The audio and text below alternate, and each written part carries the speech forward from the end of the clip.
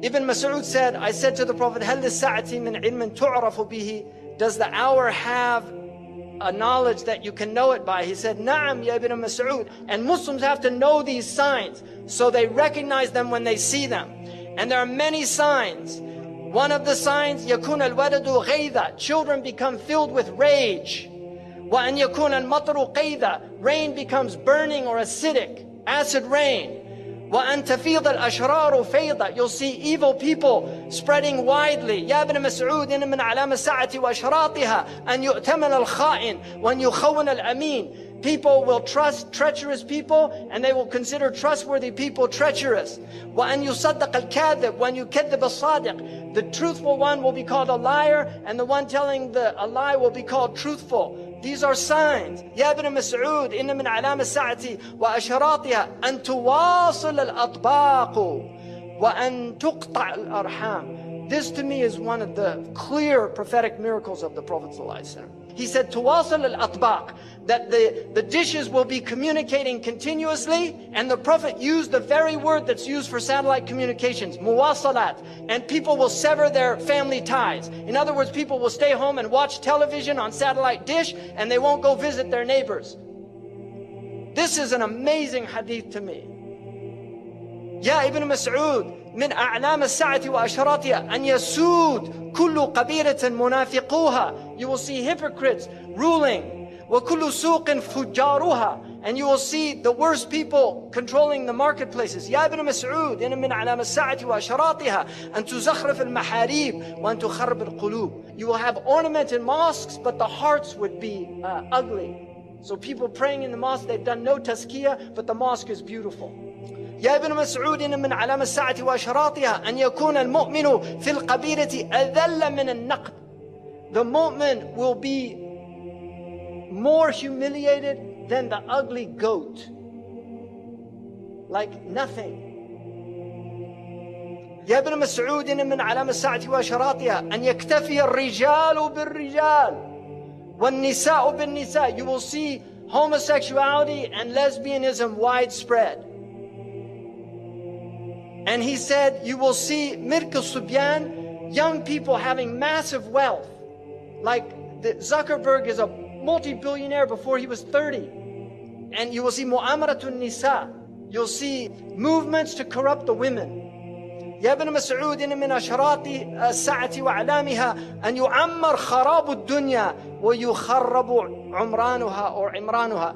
You will see the destruction of civilization. You will see the civilization of the destruction of the world. So, خراب الدنيا, that will become the ta'mir. It's tadmir. يا ابن مسعود إن من علامة الساعة وأشراطها أن تظهر المعازف. That musical instruments will be widespread. يعزف على رؤوسهم بالمعازف. Musical instruments will be on their heads. How did he know about that? That's what it says. I didn't make that up. It says they'll have ma'azif, ala ru'usihim ma'azif. On their heads are musical instruments. Who would have thought, who would have known what that meant at the time of our Prophet ﷺ? But now we see it, all these people everywhere. He said, ashurat, you'll see many police. And also al-ghammazun, al-lammazun. People mocking and making fun. Now look at all the TV shows where they just mock people. يا ابن مسعود إن من علامة الساعة وأشراطها أن يكثر أولاد الزنا. You will see many children born out of wedlock. In my country now, over 50%. Amazing. تعرض الفتن على القلوب كالحصير. And the Prophet said that the fitan will be shown to the hearts like a mat. عودا عودا. It has two lines, a horizontal and vertical line. This is the TV set. This is the set. It's a hasir. It's a mat. And the Prophet said, the fitan will be shown to the hearts like a mat. Kal hasir. And this is how shaitan is destroying the hearts. By showing them the fitan on these films and on TV over and over again until people just become accustomed to violence. It's a normal thing. They're not shocked by it anymore. قال رسول الله صلى الله عليه وسلم صنفان من أهل النار لم أرهما قوم معهم سياط كأذناب البقر. You will see people with whips like cow tails. يضربون بها الناس. They'll hit people with it. ونساء كاسيات عاريات. Women that were clothed and naked at the same time. مائلات, they'll sway in their walk. مميلات, and cause others to incline towards them. رؤوسهن كأسنمة البخت. Ya Allah, Sadaqa Rasulullah. He said their hair would be like the Bactrian camel's hair. This is not a camel the Arabs had. They came from Persia, so they saw them. They knew what they were. These people will not enter paradise. Wallahi, say Sadaqa Rasulullah sallallahu alayhi wa sallam. He said people will drink intoxicants from my ummah and call it by other names. Right? They'll have lots of names for it. أعوذ بالله من الشيطان الرجيم. اللهم بلغ. اللهم بلغ. اللهم بلغ.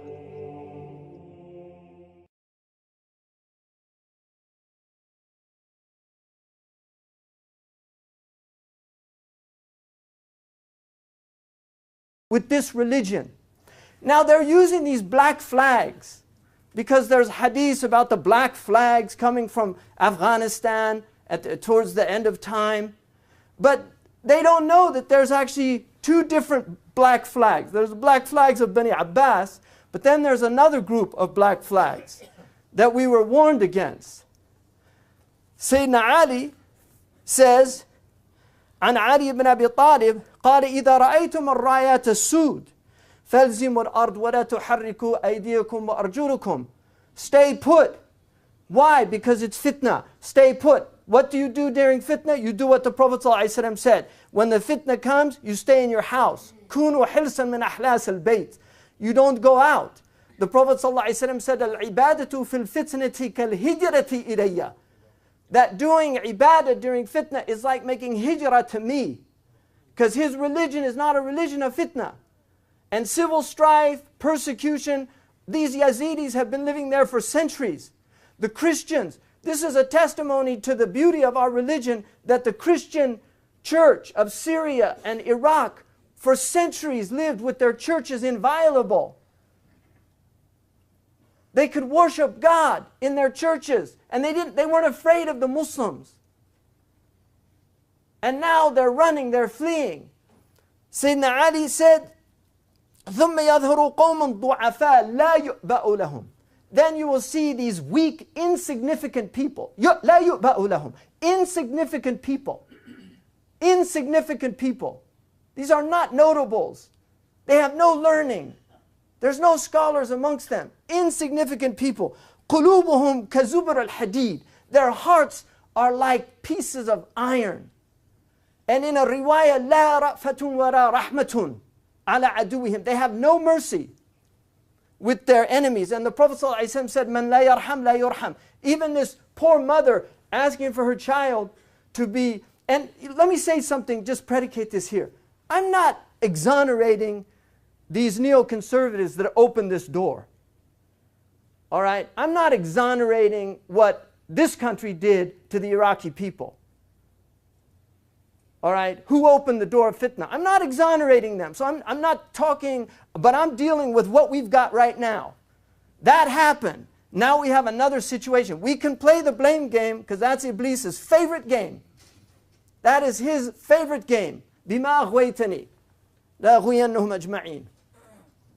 That's Iblis. Our religion is Adam alayhi salam. He said, ظَلَمْنَا أَنفُسَنَا. He didn't say, Iblis made me do it. Right? Because قَاسَمَهُمَا Iblis. He said, إِنِّي لَكُمْ مِنَ النَّاصِحِينَ. I'm giving you sincere advice. They believed him.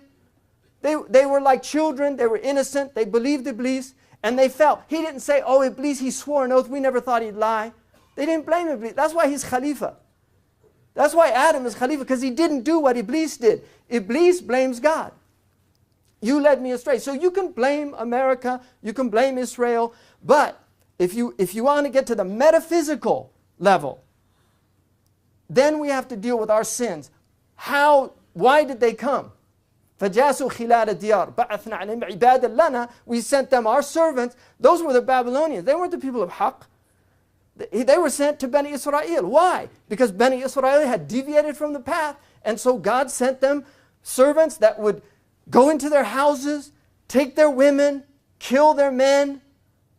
Why? Because ummati ummatun marhuma ju'ila adhabuha fi dunyaha. My ummah is a ummah that has rahmah, because all of their punishment is here in this world. Then what did he say? Fitanun was zalazilu wal balaya. You look at the earthquakes in the Muslim world. When we have earthquakes, 10,000 people die. They have an earthquake here, 3 people die. This is what Allah said, that we're going to, the Prophet ﷺ said, we will have fitan when we deviate. فَلْيَحْذِرِ الَّذِينَ يُخَالِفُونَ عَنْ أَمْرِهِ أَن تُصِيبَهُمْ فِتْنَةٌ. Let them be warned. If you go against the messenger, if you would go against his guidance, the Prophet said that when they gave bay'ah to him, أَلَّا تُنَازِعَ الْأَهْلَ أَمْرَهُ, that you don't go against the sultan. The Prophet ﷺ said that. People now, they say, oh, those hadiths, they're just put there by people that wanted to calm people down. And so, Al-Bukhari, none of these hadith are sound. None of the things that ulama said for centuries. No, of course, in this enlightened age, we're going to reinterpret the whole religion, this revolutionary age, where we get rid of all these evildoers and the pure ummah is going to come. What is this? What's happened? This is a state. But see, they have hearts like iron. Hum ashab ad-dawla. That's what he said. Hum ashab ad-dawla.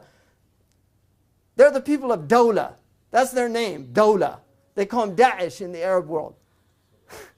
Dawlat al-Islamiyah, right? They're the people of Dawla. That wasn't even a word the Arabs used other than just to revolve something. Tilka al-ayyamu nudawiluha bayna nas. They didn't use it for state at that time. Hum ashab ad-dawla. La yafuna bi'ahdin wala mithaq. They will not have any covenant. You can't trust them with anything that they say. يدعون إلى الحق وليسوا من أهله. They call to the truth, but they're not from the people of the truth. Why? Because in the hadith, the Prophet ﷺ, when Hudayfa, people were asking about evil, Sahih al-Bukhari, Hudayfa ibn al-Yaman, the people were asking about good, he wanted to ask about shar, out of fear that he might see it. He said, Ya Rasulullah, كنا في جاهلية وشر فجاءنا الله بهذا خير. We were in jahiliyyah and shar, and then God brought this good to us. Is there any bad after this good? He said, Na'am. And then he said, is there any good after that bad? He said, Na'am wa fihi dakhan. Yes, but it's going to be cloudy. It won't have the same purity. And he said, Ma dakhanuhu ya Rasulullah. What's the cloudiness? He said, قوم يهدون بغير هدي تعرف منهم وتنكروا. People will guide with other than my guidance. You will know some things and you'll reject other things. And then he said, is there evil after that good? He said, Na'am. دعاة على أبواب النار من أجابهم قذفوا فيه. Those who, they're callers on the doors of the hell. If you answer them, if you respond to their call, you will be flung into the hell. Hudayfa said, صفهم لنا يا رسول الله. Describe them for us so we'll know them. هم من جلدتنا. They're Arabs. They're like us. من جلدتنا. They look like us. يتكلمون بألسنتنا. They'll quote the Quran, they'll quote the Hadith. This is how the Prophet ﷺ described them. And then he said, كيف تأمرني يا رسول الله? What do you command me to do at that time? He said, إلزم جماعة المسلمين وإمامهم. Be with the jama'ah and the imam. وإن لم يكن لهم جماعة ولا إمام. What if there's no jama'ah and no imam? فاعتزل تلك الفرق كلها. ولو أن تعض بأصل شجرة حتى يدركك الموت وأنت على ذلك. Sahih hadith. He said, avoid all those sects. Even if you have to cling to the root of a tree with your teeth until death comes to you and you're on that. He didn't say, لابد أن تقيم الخلافة هذا فرض كفاية. He didn't say you have to establish the khilafah. But these people, they don't study. They're Khawarij. And this media here is calling them Sunnis because they're killing Shia. They're not Sunnis. These aren't Sunnis. They're not Ahl Sunnah wal Jama'ah. These are Ahlu Iblis. Fariqan hada وَفَرِيقٍ حَقَّ عَلَيْهِمُ الضَّلَالَةِ. One group was guided and another group حَقَّ عَلَيْهِمُ الضَّلَالَةِ ثَبَتَ عَلَيْهِمُ الضَّلَالَةِ. In the hadith then he says, أَسْمَأُهُمَ الْكُنَى. This is how you know them. And if you don't think these are accurate descriptions, Hudayfa said the Prophet got up in a khutbah and he spoke the whole day. He said every single fitna that would happen until the end of time. He described the leaders, he told us their names, he told us what would happen, and he said some of us could remember and other us couldn't. Every single fitna. So don't think these things weren't mentioned. Asma'hum al-kuna. Their names are Abu so-and-so and Abu so-and-so. They don't go by their real names. Asma'hum al-kuna. وَنِسْبَتُهُمْ al-qura. And they go back to towns, places. They don't go to tribes. Because the Arabs, they go by tribes. These people know, they go by places. Al-Baghdadi, Al-Ambari, Al-Juwayshi. All these names of their towns that they're from. Al-Libi, Al-Musri, Al-Maghribi. They go back to places. This is what the Prophet ﷺ, because it has hukm al-rafa, and people can say it's a weak sanad. It sounds pretty sound to me. وَشُعُورُهُمْ مِرْخَاتٌ كَشُعُورَ النِّسَاءِ. They have long hair, wearing it like women. Look at all the pictures of these guys with their long hair. Because it's not that the Prophet ﷺ didn't have long hair, but it's no longer fashionable in the Arab world. Arabs don't wear their hair long, so that's a sign that you know them. Their hair is long. حَتَّى يَخْتَلِفُوا فِي مَا بَيْنَهُمْ. They'll start fighting amongst each other. That's the nature. There's another troubling hadith that the Prophet ﷺ said, سَتَكُونُ فِتْنَةٌ فِي الشَّامِ أَوَّلُهَا لَعِبُ الصُّبْيَانِ. It begins with children playing in Dar'a. And then he said that it'll just be after that one fitna after another. كُلُّ مَا سَكَنَ فِتْنَةٌ هَاجَتْ فِتْنَةٌ أُخْرَى. Every time it calms down in one place, it starts up somewhere else. In this, إِذَا خَرَجَتْ الرَّايَةَ السُّودِ. If you see the black flags, فَإِنَّ أَوَّلَهَا فِتْنَةٌ. It begins with a fitna. وَوَسَطَهَا ضَلَالَةٌ. And the midst of it is delusion, misguidance, error. وَآخِرَهَا كُفْرٌ. And it ends with atheism. Because that's what's going to happen.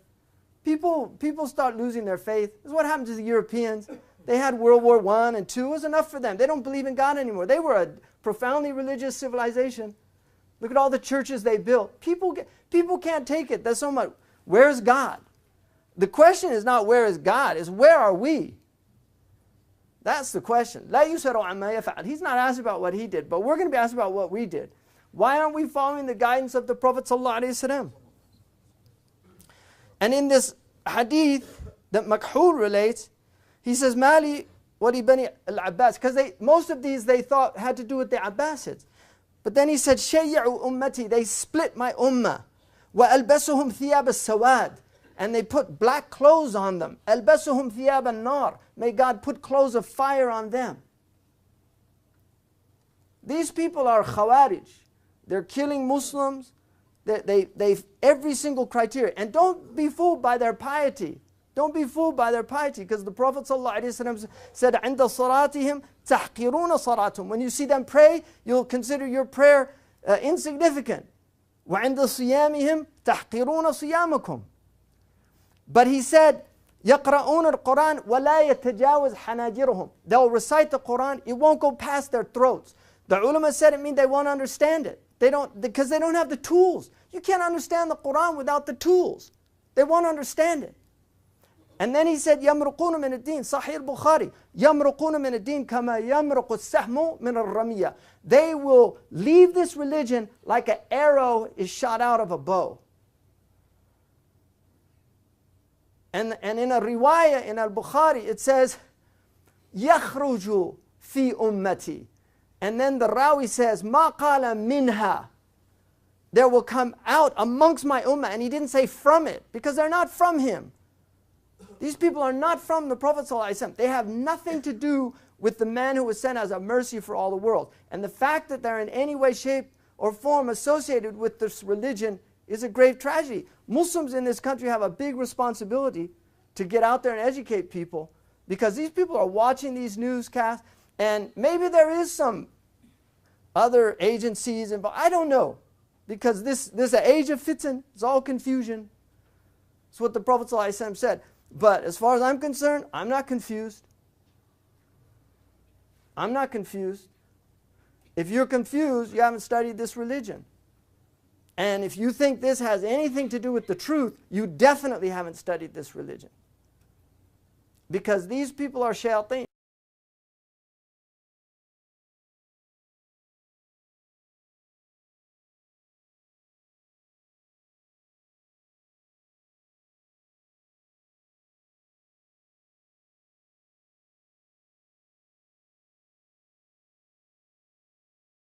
So, I hear from the Jewish media and their Gentile pawns screaming about this ISIS for weeks now to justify more slaughter and killing of my people back home.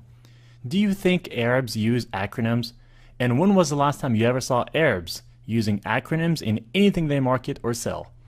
Why would they use English acronyms when they are trying to appeal to constituents that mostly do not speak any English in Arab land? And how fitting that those acronyms are catchy, easy to remember, like ISIS, to be marketed to the blind sheep of the United States. So where does this ISIS acronym come from, and what intelligence agency actually uses that acronym ISIS, you ask? Wait, hold on. You mean to tell me a Jewish intelligence agency, Mossad, uses the acronym ISIS its whole entire life? What? Hold on. Seriously. Well, have a listen for yourself. You tell the story about how you tried to find out what they call the Mossad when they deal with publicly? I thought it was a reasonable question, but the trouble is you can't pick up the phone book. There's no Langley in Israel that you can look up, CIA, or in our case, the Mossad. We thought we should ask, what shall we call it in English? You can translate the Hebrew words, as I said, Mossad is institute, but when they write a letter to their friends in the CIA or the British intelligence, what do they call themselves? It took a while. It was a matter of asking the Prime Minister's spokesman. The best you could do, because officially the Mossad is under the Prime Minister's office. And I think he sort of wondered why you want to know and all that, so we explained. And he came up with the Israeli Secret Intelligence Service. I mean, if it were to have initials, it would be ISIS. Just simple words like that. Interestingly enough, kind of a British model. The British don't really like the names MI5 and MI6 for... Did you get that? ISIS. ISIS. Israeli Secret Intelligence Service. You fools. What? Now you're gonna tell me that this al-Baghdadi guy is an Arab leader of a caliphate? Come on. I'm sorry, but just sit down and shut your mouth, because you already know where I'm going to go with this. Yes, he is Jewish, and his name is Simon Elliott.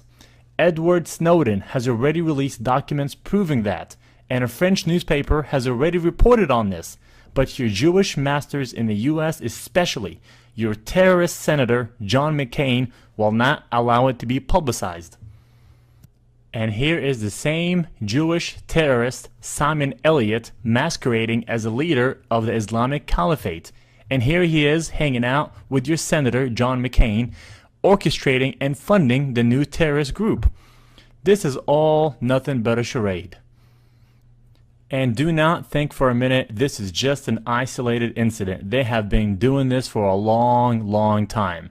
It is time to round up and arrest the majority of U.S. congressmen, senators, politicians, bankers, Wall Street executives, and corporate leaders, because they are all guilty of treason. And in this next clip, I will show how the majority of the quote-unquote Muslim terrorist leaders are actually Jewish and are masquerading as leaders of some sort of radical group only to sell you the propaganda right here in the media in the United States.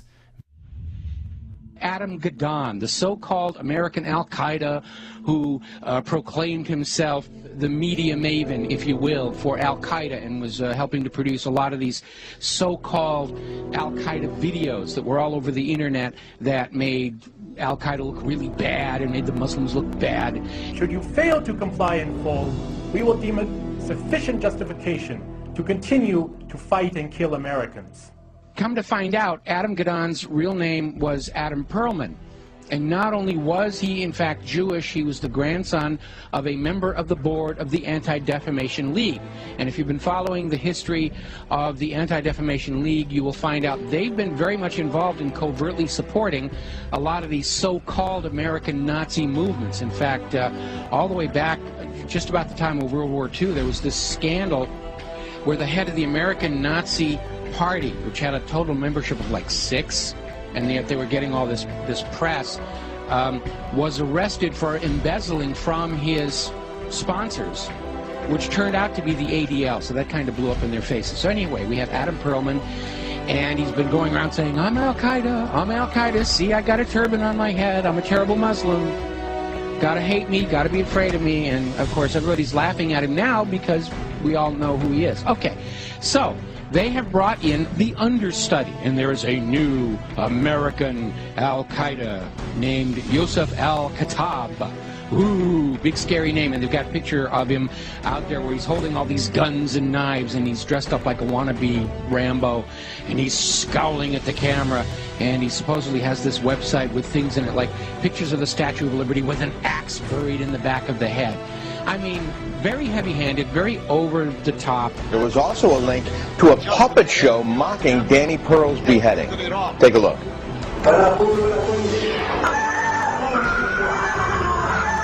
Oh, that's awful. You know, just looking more like a movie prop than anything else here. So, as it turns out, this is another fake. His real name is Joseph Cohen. He's a 39-year-old New York City taxi driver, as you mentioned. He called himself Yusuf al-Khattab, but he was born Joseph Cohen here in America. He is a Jew. And he is another manufactured front to try and convince Americans that Al-Qaeda is actually here in the United States.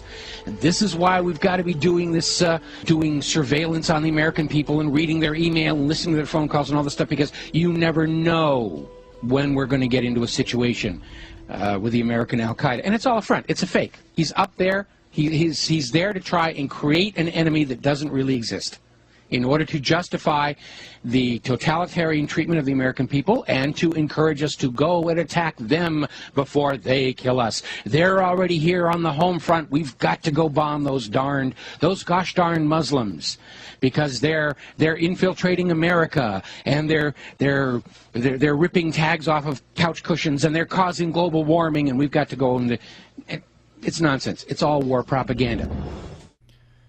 You guys need to listen to me very, very carefully, especially to the American audience. Your country is under attack, and it is not under attack